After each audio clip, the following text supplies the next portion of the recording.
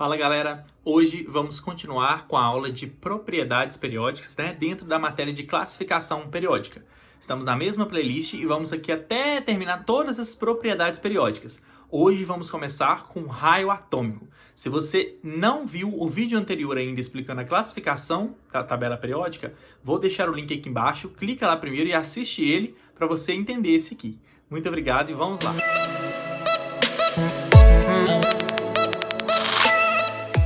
Vamos lá, galera. Então, as propriedades periódicas são aquelas propriedades que aumentam ou diminuem na medida que você aumenta o número atômico. Então, se você vai lendo a tabela periódica, igual eu ensinei, começa lá da esquerda para a direita, vai lendo assim. O número atômico vai aumentando, porque a tabela periódica foi pensada com a ordem crescente do número atômico. Ou seja, quando você vai aumentando o número atômico, aparecem as propriedades periódicas que vão estar aumentando com o aumento do número atômico ou diminuindo com o aumento do número atômico. Então, a primeira propriedade periódica que nós vamos estudar hoje é o raio atômico. Turma, o raio atômico, ele é nada mais nada menos que a distância, a metade da distância entre dois núcleos de dois átomos de elementos químicos iguais. Por exemplo, se eu pegar aqui o sódio, vamos supor que esse seja o sódio e esse seja o sódio. E olhou aqui, a distância entre eles. Se você pegar a distância entre os dois núcleos e dividir por 2, é o raio do átomo, ok? Então, é o tamanho do átomo, na verdade. Essa distância é muito difícil de ser medida, turma. Porque imagina só, você tem uma eletrosfera, uma nuvem eletrônica que é variável, que o elétron tem uma probabilidade de estar em qualquer região. Então, isso é uma coisa bem difícil de se medir, certo? Só que a gente faz uma aproximação para conseguir entender os fenômenos. Então, assim que é definido o raio atômico. Então, é a metade da distância entre dois núcleos de dois átomos do mesmo elemento químico, tá? Gente, o raio atômico ele depende principalmente de dois fatores, do número de níveis e do número atômico. Vamos entender aqui, Primeiro, variação em uma mesma família. Se eu pegar uma mesma família na tabela periódica, aqui eu peguei como exemplo a família 1A.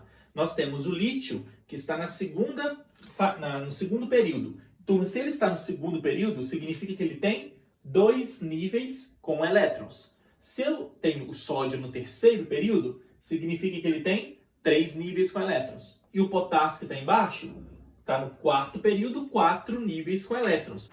Perceba que a distância entre o núcleo e o nível de valência, o nível mais externo, é o raio. Nós estamos medindo o raio dessa forma, certo? Ou seja, quanto maior o número de níveis eletrônicos, de níveis com elétrons, maior será o raio atômico. Em outras palavras, quando nós vamos descendo na tabela periódica, o que está acontecendo? Aumenta o número de níveis, portanto aumenta o raio. Então é simples, aquele elemento que estiver mais para baixo na tabela tem um maior raio atômico, certo? Agora, segundo fator que vocês devem prestar bem atenção. Gente, o primeiro é o primordial. Você tem que olhar o número de níveis. Se um tem 5 níveis e o outro tem 4, pronto. É o que tem 5 níveis, então o raio é maior. Só que se empatar o número de níveis, se o número de níveis for igual, como você vai desempatar isso? Então vamos olhar aqui, variação em o mesmo período, em uma linha horizontal, na mesma linha horizontal. Vamos pegar aqui, turma, o quarto período. Pegando o quarto período, nós temos aqui potássio, portanto, 4 níveis. Cálcio, que é o próximo do lado dele, 19, 20, 4 níveis. Escândio, 4 níveis. E titânio, 4 níveis. Então, olha lá. 1, 2, 3, 4. Todos apresentam 4 níveis. Mas isso não significa que eles tenham o mesmo raio, o mesmo tamanho de raio. Isso vai variar de acordo com o número atômico. Então, atenção. Simplificadamente, nós vamos entender o seguinte. Aqui, o número atômico é 19. Ou seja, nós temos 19 prótons no núcleo do potássio. E no quarto nível, nós temos os elétrons, certo?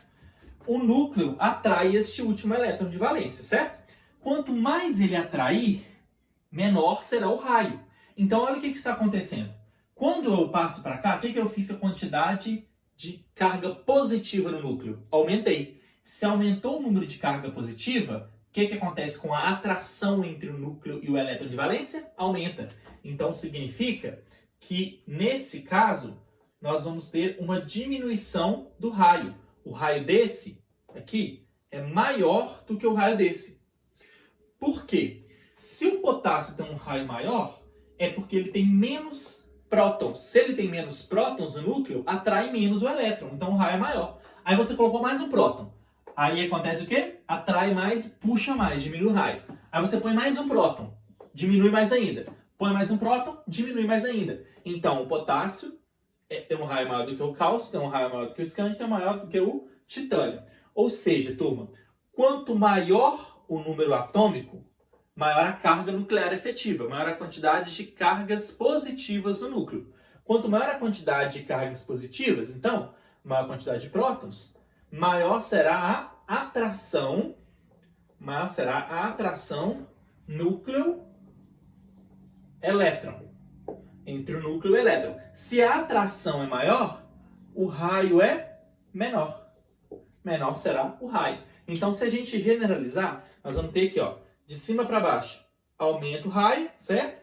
E da direita para a esquerda, aumenta o raio. Porque quando eu venho para cá, o número de prótons aumenta a atração, diminui o raio, certo?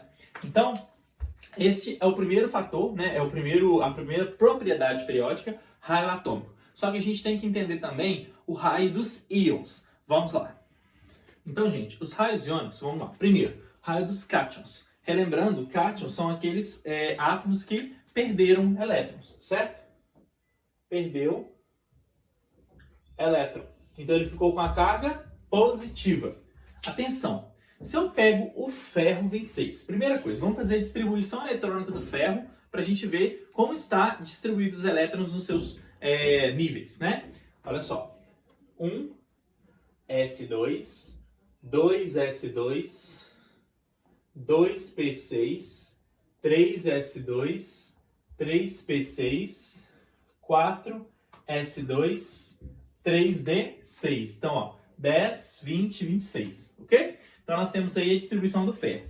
Atenção, o ferro, nesse caso, nós temos então aqui o ferro 26, 1, 2, 3, 4 níveis. Concorda comigo?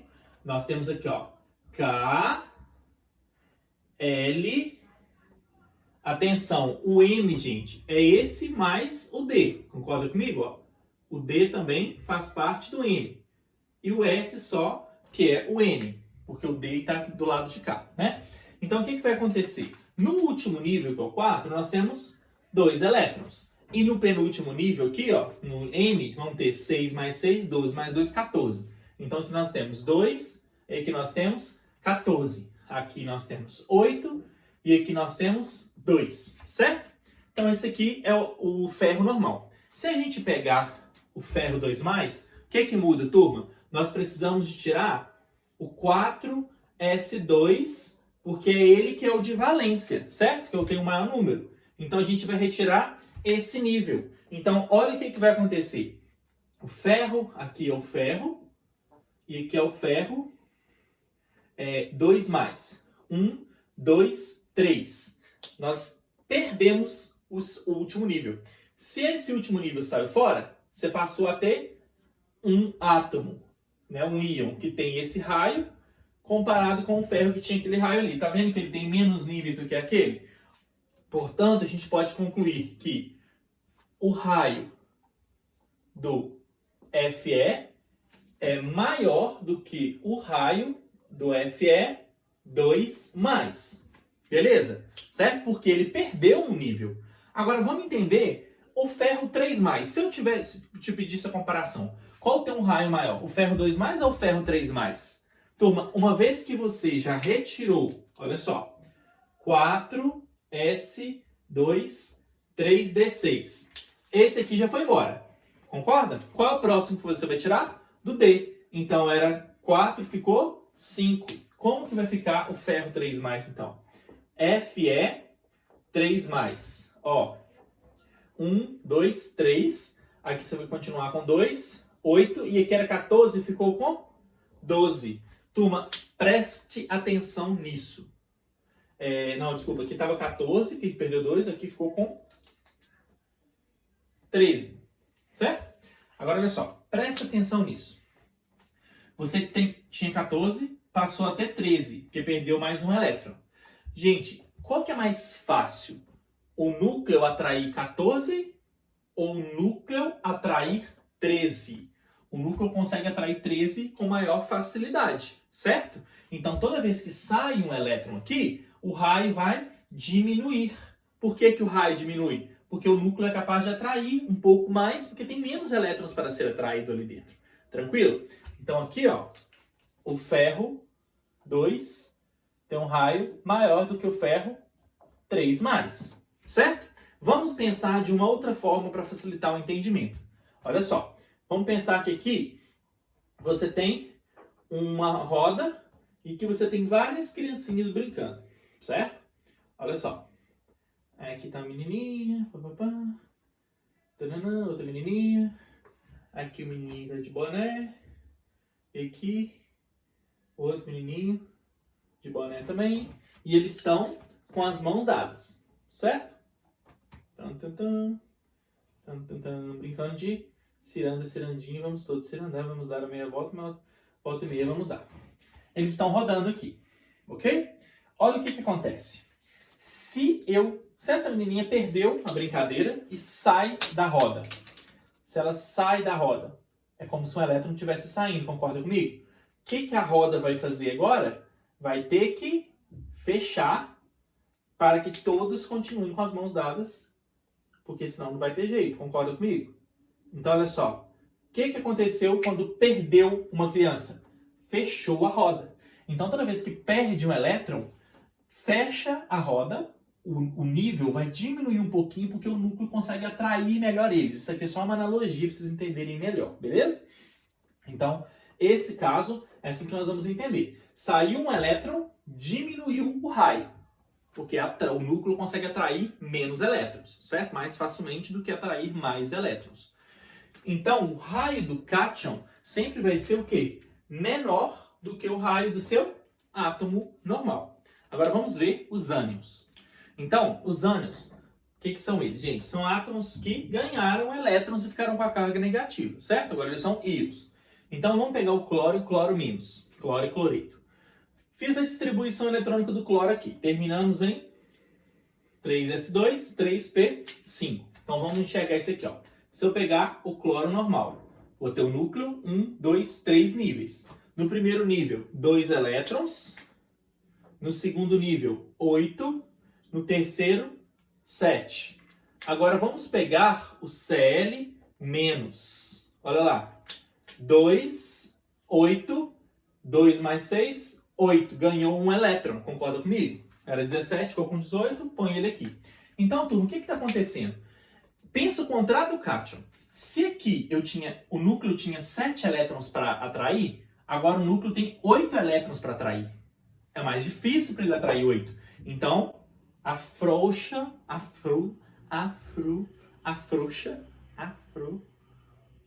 Você entendeu?